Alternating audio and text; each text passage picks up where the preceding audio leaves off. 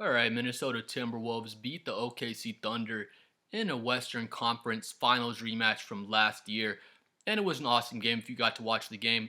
We'll kind of get in the numbers here in a second. My first takeaway from the game, I'm watching the OKC Thunder broadcasters are commentating on the game, and they were kind of hanging in there at first. They were saying, "Oh, the only reason the Timberwolves are ahead is because of their three-point shooting," and that was kind of true. Minnesota knocked down literally twice as many threes as OKC did. OKC rather was 11 for 31 right down here. 11 for 31 from 3 where Minnesota literally made twice as many. They were 22 for 47 from 3. So I heard OKC's commentators saying basically waiting and saying Minnesota is not going to make these threes all game long, just kind of waiting for them to miss. And I always say if you're waiting for a team to miss shots, if you're waiting for the team you're playing to miss shots, you're just waiting to lose the game because you have to go out and make them miss shots, not just hope that they're going to start missing shots. So OKC played really poor defense outside the three-point arc, just open three after open three after open three from Minnesota, and everyone's just going off. Literally pretty much all their shooters. DiVincenzo knocks down 3. Anthony Edwards knocks down 4 threes. Randall has 2. Jaden McDaniels is 5 for 5. He was amazing out there. Naz Reid is 4 for 8. Bones Highland is 3 for 6. Clark knocks down 1 as well. And just knocking down threes like crazy. The whole team is on fire. I guess I get the OKC commentators' kind of point of view thinking that they're going to eventually start missing. I do believe in water kind of finding its level. If you shoot, say if you're a team and you shoot 35% from 3 all season and then you shoot 60% in the first half, then yeah, I would assume in the second half that you hopefully come back down to earth and kind of get back to the percentage you've been shooting all season long and kind of have the water find its level. But again, with that being said, if you're waiting for the other team to start missing shots, you're just waiting to lose the game, to be honest. You got to go out there and play the defense and make them miss those shots. But OKC was really surprising, honestly. If you're an OKC fan, let me know what you think. But I was watching the game. Minnesota just knocking down 3 after 3 after 3. And Mark Dagnall just doesn't make an adjustment. He doesn't switch up his defensive schemes. He doesn't start kind of pressing up on the three-point shooters. Just ball movement, wet 3 after wet 3. And I was pretty surprised that Mark Dagnall didn't make an adjustment for that. OKC, they've lost 11 games now this season. San Antonio is 4 games behind them now. So OKC, we're not looking at them as that god team we were looking at them as earlier. They're not going to break. They're not going to break the regular season record for wins or even tie it because they're at 11 losses now, and the record, of course, is 73-9 by Golden State. But if I'm a Thunder fan, I don't know what they're thinking, but I'd look at making the Giannis trade, to be honest. I'll be looking to do that because they probably have the best package out of everybody if the Bucks are looking to get some really good first round draft picks and maybe take in. I've heard about them looking at trading Isaiah Hartenstein possibly, and then I don't know who else they'd be willing to trade. Maybe Hartenstein and Wiggins possibly. I don't really know exactly who they'd have to trade to make the money work, but they'd have to trade probably a handful of players because Giannis is making, I want to say like 60 million or so this year, somewhere right around there. So they have to trade a few players to make the salary match. But if I was an OKC fan, I'd be looking to trade for Giannis, honestly. The West is so stacked. OKC is not, they're not leaps and bounds ahead of the Spurs and the Rockets. They beat the Timberwolves in 5 games last year, but I don't think that I think Minnesota could compete with them in the playoffs, of course.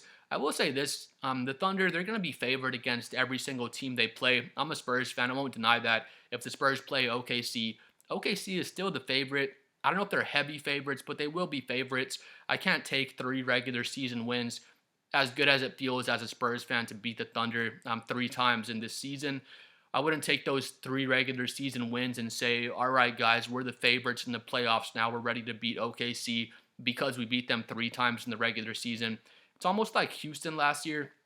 Houston finished as the number 2 seed. I was thinking Houston's a badass team. People were acting like Houston adding Kevin Durant made them, up in OKC's caliber. I still think it's Denver and OKC as the 2 favorites, where with Houston, again, kind of like with the Spurs this season, yeah, we're number 2. Houston was number 2 last season. But if we go on like a 2 or 3 game losing streak and these other teams are winning their games, we could easily drop down to the 5th seed, the 6th seed. Hopefully that doesn't happen, but my main point is just because you're the number 2 seed, here's the 1 seed, we're the 2 seed, these are the two best teams in the Western Conference. It doesn't really work like that because it could be a 1, 2, 3 game difference between the number 2 seed and the number 6 or 7 seed. So all these top 6, 7 teams in the Western Conference, they're all really good teams, and I'd give most of them a chance to compete for the championship at least. Again, I have Denver and OKC as the two favorites with the Spurs kind of right behind those teams. But SGA goes off this game. He has a 30 points on 12 for 18 shooting. It was an amazing game for SGA. He shoots 5 free throws, makes all 5 free throws. I'm a Thunder hater. I'll say it. I'm an SGA hater, but I hate when people say, oh, if SGA didn't shoot these free throws, he would suck. SGA is a trash player without free throws. You're pretty ignorant if you say that, to be honest. SGA, he's 12 for 18. He shoots 66% from the field. A lot of them are mid-range shots. He's snaking into the paint. He's finishing with the left hand, the right hand. He just makes everything look so easy, and I do love SGA's game when he's just trying to get buckets. It's really fun to watch. It's really beautiful play style he has, to be honest. But there's some games where he's more focused on drawing fouls than he's focused on actually making shots, and that's where it gets ugly to watch. But he has the 30 points, 6 rebounds, 8 assists. Does have the 5 turnovers. Timberwolves, they're just playing OKC Thunder style defense against OKC, just playing really physical defense. They set the tone in the first quarter. They knocked down a shit ton of threes in the first quarter. And OKC's commentators, again, they're saying, oh, it's just the 3 balls, it's just the 3 balls, that's why Minnesota's up. That was partially true, but also Minnesota was playing better defense than OKC. They were really locked in and just playing really physical defense against OKC. It was probably by the third quarter, it's not looking good for OKC. They keep trying to chip into the lead, but they can't get it. They can't get it down under 10 points, and they weren't able to, I don't think, at all in the second half. I think Minnesota held the double-digit lead the entire second half, and then I thought it was funny because OKC's commentators started saying stuff like, "Oh, that's a foul. That's obviously a foul. The refs are blind out there," and just saying, basically asking the refs to come in and help them get back in the game or save the game. And it's so hypocritical watching the style of defense OKC plays. They play super physical defense. They're committing like small fouls on every single play, basically all 5 of their players on the court. I'm not mad at that. Every single team in the NBA should do that. The Spurs do that a lot, just playing really physical defense. They're not going to call every single foul. That's OKC's kind of their motto. That's kind of the way they play their defense is just foul a lot. They're not going to call them all, and will kind of set the tone of physicality. If they are calling a lot of fouls that specific game, they'll kind of ease off the physicality and work their way into the flow of the game. But I thought it was really funny and hypocritical. The OKC announcers are saying, oh, this is a foul, that's a foul. And they obviously weren't fouls, in my opinion. And once you see the replay, they were the exact kind of plays you see OKC make on defense and not get called for fouls. So I thought it was hilarious. The OKC announcers are trying to say, oh, Minnesota's fouling, when Minnesota was playing the exact same style and brand of defense that OKC plays all season long. Chet Holmgren has 15 points on 6 for 10, 2 assists, 5 rebounds, 3 blocks, 1 steal. I hate Chet as a Spurs fan, but Chet's a really good player. He's a very good defender, and he moves really well for a 7-footer, has a nice jump shot from 3-point, from mid-range. He's a really good, versatile player. I hate Chet like I hate Dirk Nowitzki. I hated Dirk Nowitzki when the Spurs were playing against Dirk, but I always had respect for him and always respected his game, so that's kind of where I'm at with Chet. And then everyone else pretty much did nothing. Aaron Wiggins has 10 points. Casey Wallace has 13. Hartenstein has 11. OKC's really missing J-Dub, needless to say. Moving on to Minnesota. Again, OKC made 11 threes. Minnesota makes 22. They made literally twice as many threes as the Thunder made. The 3-ball, that was why they won the game, but that wasn't the only reason. They're playing really good, really physical defense on SGA, even though he still had, what did he have? 28 points, I think it was. He still had 30 points. He gets 30 in his sleep, but they forced him into 5 turnovers. You're pretty much never going to stop Shai. He's going to get 20 or more points pretty much every game. He's done it, like 120 games in a row now. So Minnesota played really good physical defense on Shai. They were swarming him and trapping him, getting the ball out of his hands. And Again, the OKC announcers, just these threes, they're going to start missing these threes. That's the only reason we're losing. And that was not the only reason they were losing. Minnesota played excellent defense. And also, now Minnesota had more turnovers. Minnesota had 19 turnovers. OKC had 15 turnovers. It wasn't a huge difference, but really it was the three ball and it was Minnesota's really strong physical defense was the reason they won the game. Ant-Man has 26 points. He's 9 for 17 from the field, 5 assists, 2 steals, 1 block. Did a really good job defensively out there. There were some possessions where Ant-Man was matching up against Shai. He did a good job. Dante DiVincenzo has 11 points on 13 shots. It's not great, but he played insane defense on SGA. There was one play at half court. He rips SGA clean one time, gets up into him, playing physical defense, rips him again. Dante's about to start heading the other way, and they call the foul on Dante DiVincenzo. If y'all remember the play I'm talking about, I thought it may or may not have been a foul. It looked pretty clean, but it was physical defense. The rip looked clean. It looks like the same stuff, the same style of defense that Alex Caruso and Lou Dort play all season long. Really physical defense, really handsy. That was the kind of defense Dante was playing on SGA. And then again, OKC announcers are complaining about it. So it's so funny when it's going your way, you love it and you support it. But when the other team's doing it to you, you hate it and you're crying for fouls from the officials.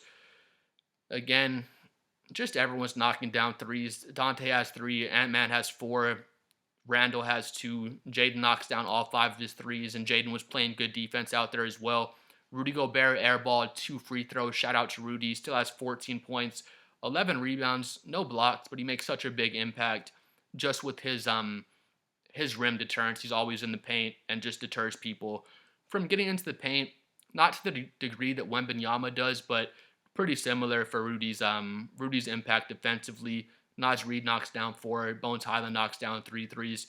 Really, just the 3-point shooting was partially why they lost, but it was more the physical defense the Timberwolves were playing, and you could tell they really wanted to win this game, especially since they got knocked out in 5 games versus OKC in the playoffs last year. These teams match up in the playoffs again. I still have OKC as my favorite.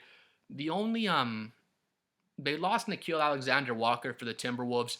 The only thing you could kind of point to and say Timberwolves are better this season than they were last season would just be internal growth. How much better do you think Anthony Edwards got? How much better do you think McDaniels and Julius Randle got? Dante DiVincenzo, Bones, Naz Reid. It's all about internal growth and development for the Timberwolves this season, just because they didn't add any big pieces in the offseason, and it doesn't look like they're trying to make a trade during the trade deadline.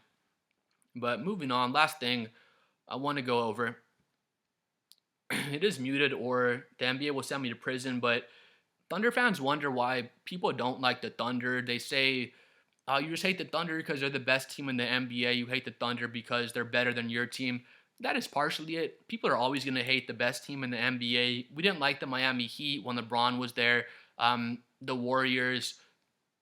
People actually loved the Warriors before Kevin Durant went there. People loved the Warriors, and there weren't a lot of people that were critical of the Warriors' first championship or their 2022 championship. People would hate on Draymond Green for being a dirty player, and they're definitely right about that.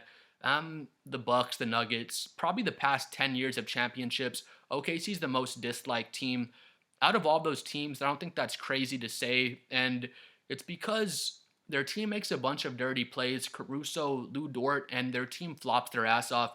I always say this every video. People are probably saying, if you know I'm a Spurs fan, I'm a Spurs fan. People are probably saying, you're a hypocrite, dude. Manu Ginobili would flop his ass off, and Bruce Bowen would make a bunch of dirty plays and land in people's landing space all day long.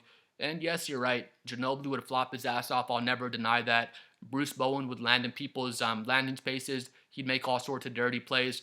I don't support him doing that, but I won't deny that he did do that. I love Bruce Bowen. I love Ginobili, just like Thunder fans love Lou Dort and love Alex Caruso.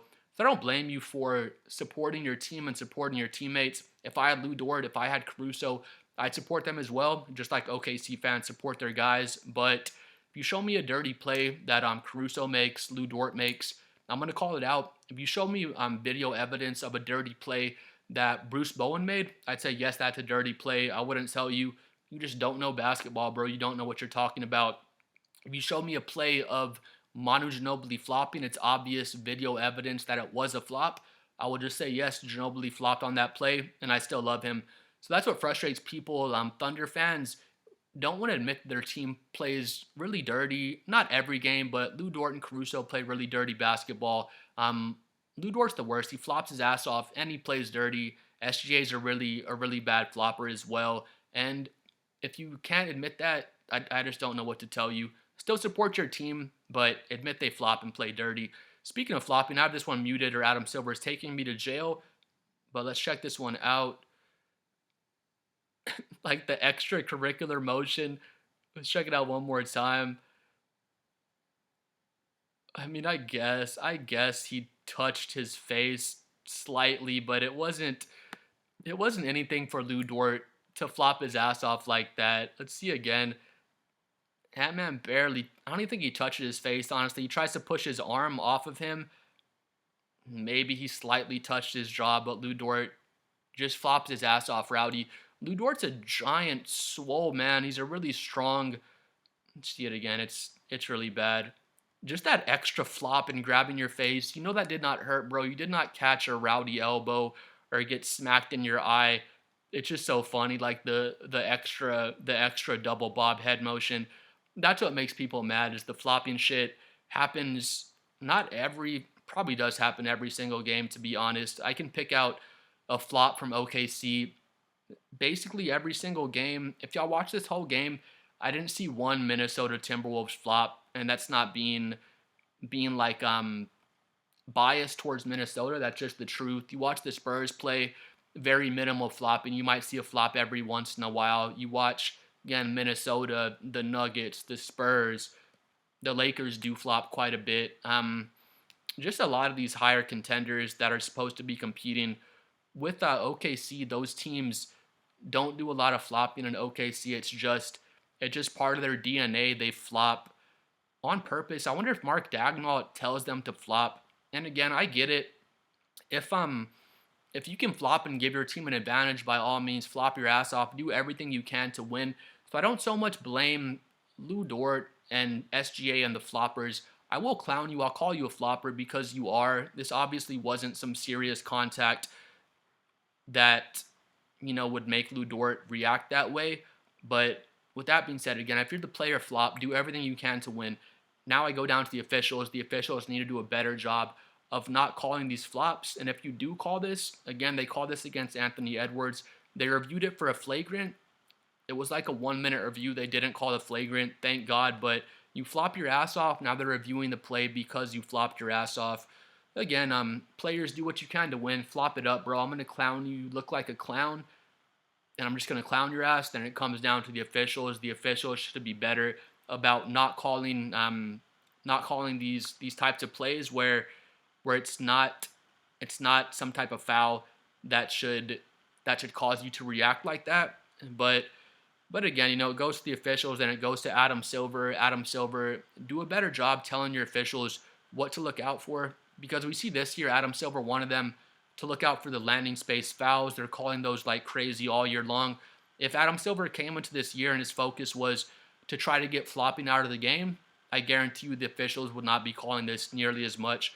One more thing, a lot of people don't even know this. There is a technical flop rule in the NBA. They might call it 2 or 3 times throughout the entire season, so a lot of people don't even know about it. But this play is a perfect example. I think Anthony Edwards wanted a review on that, but if they review this play, I mean, it should still be. I don't understand why it can't be both things. This was an offensive foul on Anthony Edwards. I'm not denying that it was an offensive foul, but give Anthony Edwards the offensive foul and also give Lou Dort a technical flop and let Anthony Edwards go shoot a free throw. I don't think flopping and foul baiting is out of control in the NBA. I still watch basketball every day. I don't think it's ruining the game like some people say. Some people will see this one clip and not watch one basketball game all week and say basketball sucks. This is why I don't watch basketball. And it's crazy to try to talk about the game when you admit you don't even watch it. But again, this is an offensive foul. The offensive foul is the right call, but they should have followed it up with a technical flop call on Lou Dort, because I hate to see hate to see people flopping and getting rewarded for it. Then you see someone like Anthony Edwards just put their head down, drive, and play really physical, not flop at all, then they don't get rewarded for not flopping. So that's what bothers me. But please like and subscribe. I'm trying to hit 7 million subscribers. Let me know what you think about OKC's loss. Let me know if you think it's time for them to panic. And we'll see y'all next time. Peace out, bro.